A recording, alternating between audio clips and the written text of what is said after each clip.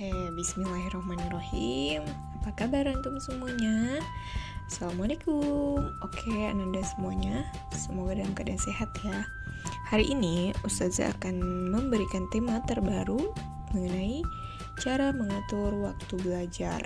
Nah, kira-kira antum sudah benar belum cara mengatur waktu belajarnya? Harapan Ustazah sih sudah benar. Namun kita coba simak ya penjelasan berikut. Semoga apa yang sama ini antum sudah atur, jadwal yang sudah teratur, semoga sesuai dengan yang akan Ustazah sampaikan. Oke, tujuan dari Ustazah menyampaikan ini adalah agar antum semua dapat memahami pentingnya mengatur waktu, serta dapat mengatur kegiatan sehari-hari, serta waktu belajar yang menjadi tanggung jawab sesuai dengan kondisi dirinya. Nah, coba perhatikan gambar berikut ini. Ustazah beri waktu sekitar 3 menit. Kira-kira apakah antum bisa menemukan gambar orang dan binatang? Coba perhatikan. Kalau menemukan, silahkan kirim ke WA grup. Apakah antum menemukan gambar orang dan binatang? Nah, kalau ada, berapa jumlah binatang dan orang yang Anda lihat, yang antum lihat? Oke, silakan sekarang coba dilihat. Lalu nanti di akhir penjelasan silakan kirim di grup WA grup ya. Ustazah tunggu.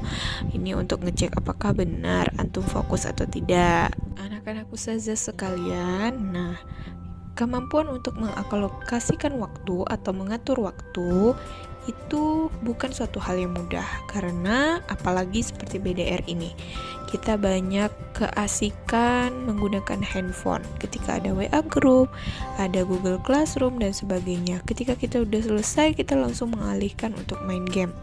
Atau ada juga yang sibuk sosmed, update status dan sebagainya sambil menunggu.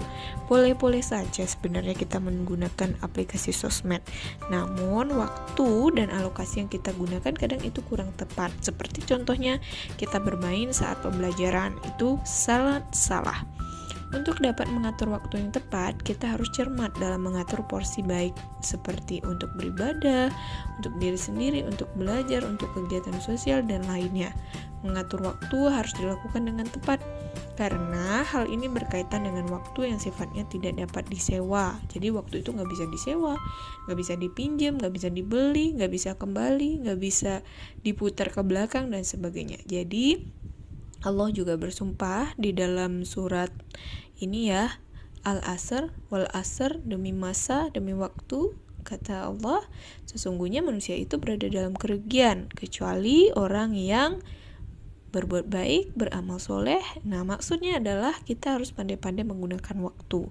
Jadi ketika hari ini contohnya hari Senin, misalnya ada hari Senin, antum tidak manfaatkan sebagai puasa, untuk puasa sunnah, itu rugi gitu. Atau hari ini antum belajar tapi antum manfaatkan untuk main game sambil menunggu ustazah berbicara, itu juga tidak cermat dan tidak baik. Yang rugi adalah antum sendiri. Oke, coba difikirkan, dimusabah kembali dirinya. Dasarnya antum sebagai siswa itu memiliki 3 kegiatan. Yang pertama kegiatan rumah, yang kedua kegiatan sekolah. Di sekolah itu ada intrakurikuler, ada ekstrakurikuler, dan yang terakhir ada kegiatan sosial. Seperti apa masing-masing kegiatan ini? Berikut penjelasannya ya. Oke, nah yang pertama kegiatan di sekolah. Kegiatan ini disebut dengan intrakurikuler dan ekstrakurikuler. Kalau intra itu belajar mengajar. Jadi kalau misalnya di kelas nih, kalau tidak daring ini, antum masuk kelas, ustadz atau ustazahnya menjelaskan materi, memberikan latihan, memberikan sharing dan sebagainya, itu intrakurikuler. Kalau ekstrakurikuler, X berarti di luar kegiatan sekolah yang berkaitan dengan pengembangan minat, keterampilan dan sebagainya. Contohnya ekskul, nah macam-macam ya ekskul di tempat kita. Ada pramuka, ada basket, ada bola, ada gambar, ada klub pembelajaran, kemudian masih banyak lagi. Nah itu yang disebut perbedaan antara intra dengan ekstra, yang semuanya itu antum dapatkan. Nah kalau di BDR sekarang ini intrakurikuler yang antum merasakan, contohnya menggunakan aplikasi-aplikasi dalam pembelajaran itu juga disebut intrakurikuler. Nah, kalau ekstrakurikuler mungkin kita belum bisa melaksanakannya secara langsung di lapangan, tapi bisa saja seperti kegiatan-kegiatan yang mengarahkan ke minat bakat antum. Oke, next. Nah, berikut ya ada contoh jadwal kegiatan. Jadi kita perlu nih membuat contoh jadwal kegiatan atau membuat kegiatan agar kita gampang dalam mengerjakan atau membuat sesuatu. Kebanyakan dari kita tidak bangun jam 4 ya, malah ada yang kesiangan jam 6 atau jam setengah 7 atau jam 7. Itu adalah hal yang salah. Nah, berikut ya, kiat-kiat mengatur waktu.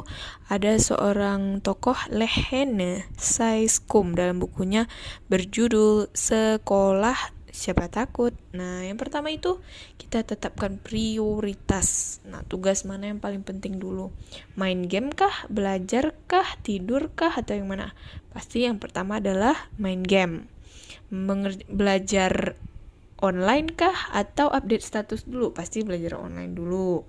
Nah, itu maksudnya tetapkan prioritas. Yang kedua, jangan membebani diri dengan jadwal yang berlebihan.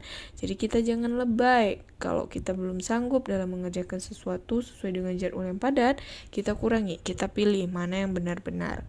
Ketiga, luangkan waktu untuk membiasakan diri menjadi teratur.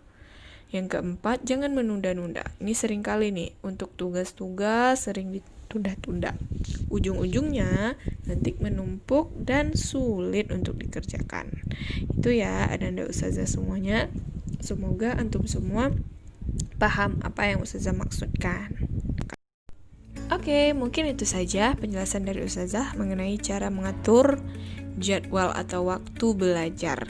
Silahkan sekarang antum kirim di WA group pertanyaan Ustazah yang tadi, apa gambar yang terkait gambar tadi. Silahkan komen di WA group sebelum kita lanjutkan. Tetap semangat dan ikuti instruksi selanjutnya. Oke, terima kasih. Wassalamualaikum warahmatullahi wabarakatuh.